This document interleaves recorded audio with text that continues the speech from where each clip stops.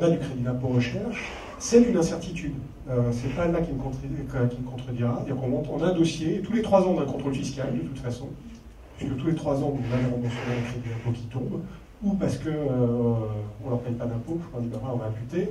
Donc tous les 3 ans, ils démarquent, et tous les 3 ans, on a 6 mois pendant lesquels on rend ça de dossier, ça part chez des experts parce qu'ils ne comprennent rien à ce qu'on fait, donc ça part dans des experts universitaires, qu'on connaît en plus par ailleurs parce qu'on travaille avec eux, donc c'est assez cocasse à faire, mais pendant 6 mois, on a 3 ans, vraiment ça représente 300 000 € par an, on a 1 million qui est suspendu pendant 3 mois, 6 mois, à une décision d'un inspecteur. C'est-à-dire qu'à un moment donné, vous gérez une boîte, on vous dit il y a du crédit d'impôt recherche, il y a un nombre de boîtes qui se sont fait endeuiller, parce qu'un mec un jour, soit il n'a pas compris, soit voilà, et vous avez 1 million qui flotte en l'air pendant 6 mois. Ça, c'est un truc pour une boîte, c'est juste...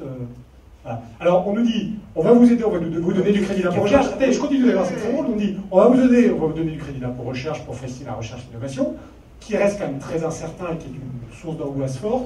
Et parallèlement à ça, donc on est éditeur logiciel, on fabrique des logiciels, on les vend. C'est notre asset, on a une propriété intellectuelle là-dessus, c'est notre valeur d'entreprise. Parallèlement à ça, le gouvernement a fait une circulaire il y a 2 mois, qu'il a envoyé à tous ses ministères en disant, les gars, on n'achète plus des logiciels, on privilégie le logiciel libre.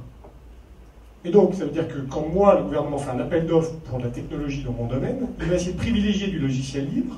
Le logiciel libre, ça veut dire quoi? C'est-à-dire que, grosso modo, ça fait le jeu des sociétés de services, comme Capgemini, qui va aller prendre des bouts de techno open source à gauche, à droite, faites par des Américains, des trucs, va rajouter du jour homme, les mêmes jour hommes étant produits sur des plateaux en Inde. Je vous donnerai les chiffres que j'ai de Capgemini entre le transfert il y a 90 000, 100 000 personnes chez Capgemini.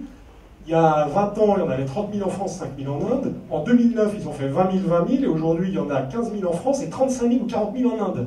C'est-à-dire que chaque fois que le gouvernement envoie une circulaire en disant « achetez du logiciel libre, contractez avec des SS2I », ça déplace, il fait un projet, il va payer 1 million d'euros sur un projet qui va être réalisé par un plateau en Inde, et en parallèle, il me donne de l'argent avec des crédits d'impôt recherche pour me dire développer du logiciel, mais je ne vous l'achèterai pas.